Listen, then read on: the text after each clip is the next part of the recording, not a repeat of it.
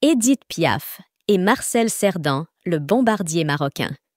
Marcel Cerdan a marqué l'histoire de la boxe et laissé une empreinte indélébile dans les mémoires, autant pour ses exploits sportifs que pour sa tragique histoire d'amour avec Édith Piaf.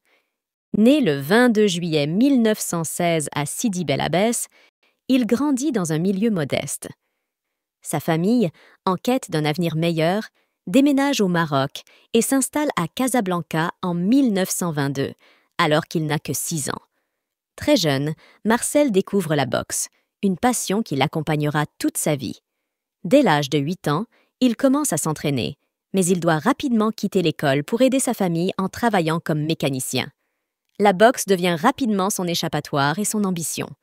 À seulement 16 ans, il décide de poursuivre son rêve de devenir champion de boxe.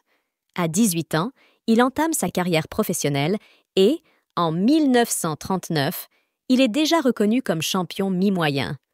Malgré l'interruption de la Seconde Guerre mondiale, il continue à combattre, accumulant les victoires et construisant une réputation internationale. En 1948, Marcel Cerdan décroche le titre mondial des poids moyens en battant Tony Zale. Ce triomphe le consacre définitivement comme l'un des plus grands boxeurs de son époque. Surnommé le bombardier marocain pour la puissance de ses coups, il représente un symbole de ténacité et de succès. Cependant, sa carrière connaît un coup dur en 1949 lorsqu'il perd son titre face à Jake LaMotta, après une blessure à l'épaule qui l'empêche de combattre à son plein potentiel. Parallèlement à sa carrière sportive, Marcel vit une histoire d'amour passionnée avec Édith Piaf, la célèbre chanteuse française. Leur relation, débutée en 1946, se transforme en une romance emblématique, alimentant les colonnes des journaux.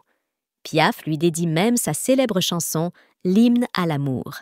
Malheureusement, leur histoire se termine tragiquement lorsque Marcel périt dans un accident d'avion le 28 octobre 1949, alors qu'il se rendait à New York pour la rejoindre. Aucun passager ne survit au crash, survenu aux Açores. Il a été inhumé au cimetière de Ben Messik à Casablanca, en présence d'une foule impressionnante de 70 000 personnes venues rendre hommage à cette figure légendaire. La tragédie de sa disparition marqua profondément Édith Piaf. Ébranlée par la douleur, elle ne parvint jamais à se remettre entièrement de la perte de cet amour. Malgré un remariage et un succès mondial incontestable, Piaf continua à vivre avec le souvenir de celui qu'elle appelait son grand amour. Bien que le Maroc ait toujours été une terre chère à Marcel Cerdan, sa femme Marinette fit transférer sa dépouille en France 46 ans plus tard.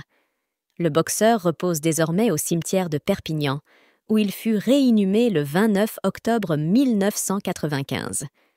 À Casablanca, le café Marcel Cerdan demeure un lieu chargé d'histoire. Il perpétue la mémoire de ce champion surnommé « l'homme aux mains d'argile », le bombardier marocain.